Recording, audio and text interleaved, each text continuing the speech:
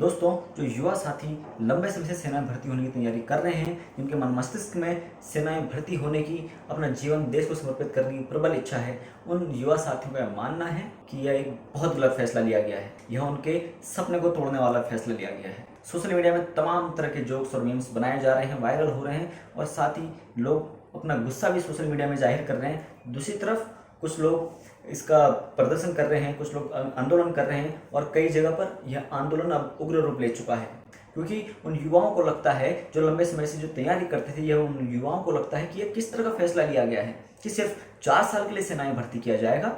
हम 3-4 साल तो सिर्फ भर्ती की तैयारी करने में लगा देते हैं और कई लोग वो बचपन से दौड़ रहे हैं उनके पिताजी के साथ, उनके पिताजी उनको तैयारी कराते हैं। अब ऐसे में सरकार के इस फैसले पर बहुत से सवाल खड़े होते हैं, जिन पर अब युवा भी बहुत खुलकर चर्चा कर रहे हैं, बहुत जोरदार तरीके से चर्चा कर रहे हैं, आक्रोशित होकर चर्चा कर रहे हैं। पहला, क्या सेना में सिर्फ 4 साल के लिए भर्ती करना उचित है? क्या 6 महीने की ट्रेनिंग कम नहीं रह जाएगी? चीन और पाक बॉर्डर पर इस 6 महीने की ट्रेनिंग से कैसे काम चलेगा? क्या इससे सेना की क्षमता पर कोई असर नहीं पड़ेगा? दूसरा, जहां पर अनुभवी सैनिकों की जरूरत होती है, जहां पर टेक्निकल अनुभव की जरूरत होती है, क्या वहां पर अनुभव की कमी का कोई असर नहीं पड़ेगा? क्या इससे सेना के मनोबल पर कोई असर नहीं पड़ेगा? तीसरा, हमारे देश में 2 बड़े बॉर्डर पड़ते हैं, एक चीन का और एक पाकिस्तान का। आप इसको आर्टिफिशियल इंटेलिजेंस की मशीनों से कैसे कवर कर लेंगे? बॉर्डर कवर होना चाहिए ट्रेंड सोल्जर से, अनुभवी सैनिकों से, और वो आप 25% करने जा रहे हो, जिसके चलते आने वाले वक्त में इस पूरे देश को बहुत गंभीर परिणाम भुगतने पड़ सकते हैं। चौथा, कोई भी रक्षा विशेषज्ञ, कोई भी रिटायर्ड सेना अधिकारी इस स्कीम से, इस अग्निपथ योजना से संतुष्ट नहीं है और उनका यह मानना है कि यह अग्निपथ योजना उल्टा भारत के सेना के लिए एक अग्निपथ साबित हो सकती है। पांचवां, क्या ये उन सभी युवा साथियों के लिए साथ धोखा नहीं है, छलावा नहीं है, जो युवा साथी लंबे समय से फौज में भर्ती होने के लिए, सेना में भर्ती होने के लिए प्रैक्टिस कर रहे थे?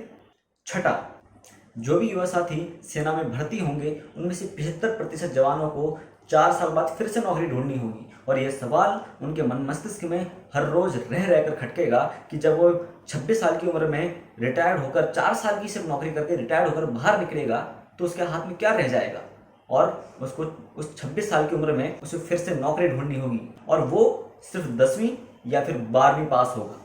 सातवां, उन जवानों को यह पता होगा कि वो सिर्फ 4 साल के लिए इस सेना के मेहमान हैं और जब वो 4 साल बाद रिटायर होकर बाहर जाएगा तो उसको फिर से नौकरी ढूंढनी होगी, जिसकी ना उसने तैयारी करी होगी और ना तैयारी करने के लिए उसके पास वक्त होगा।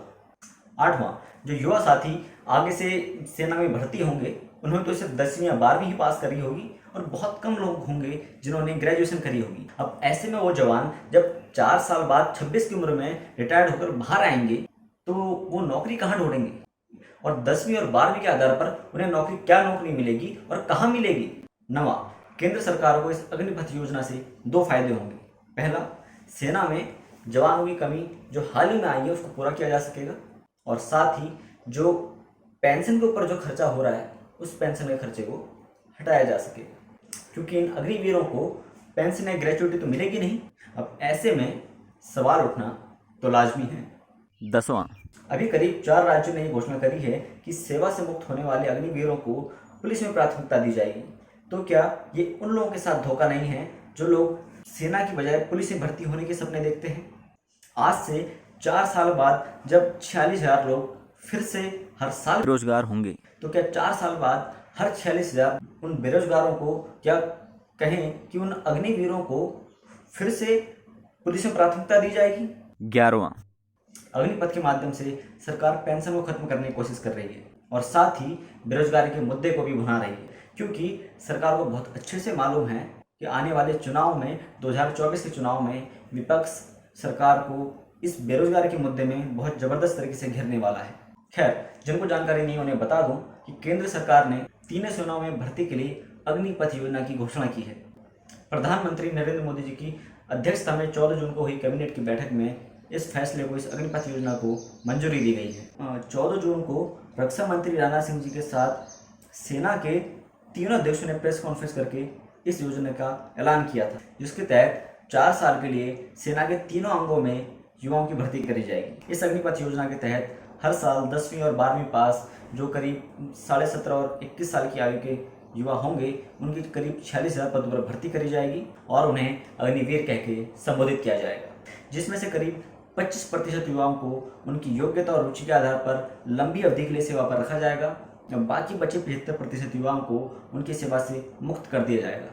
4 साल तक उनकी तनख्वाह से कुछ प्रतिशत या कुछ हिस्सा काटकर उनकी सेवा निधि में जमा किया जाएगा और जब वो 4 साल की सेवा जब उनकी पूर्ण हो जाएगी तो उनको वो धनराशि करीब 11,71,000 रुपये की उन्हें सौंप दी जाएगी। अब ऐसे में एक सवाल और खड़ा होता है कि 4 साल बाद जब करीब 26 साल की उम्र में वो जवान जब सेना से रिटायर्ड होकर बाहर आएगा तो उसके हाथ में क्या रह जाएगा? 11,71,000 रुपये। और एक सवाल कि अब मैं आगे क्या करूं? खैर, अब ये सवाल जो युवा खुल कर रहे हैं और ये सवाल मेरे मन मस्तिष्क में भी हैं, लेकिन अब ये उन युवाओं के ऊपर है कि वो सरकार के इस फैसले पर किस तरह से रिएक्ट करते हैं।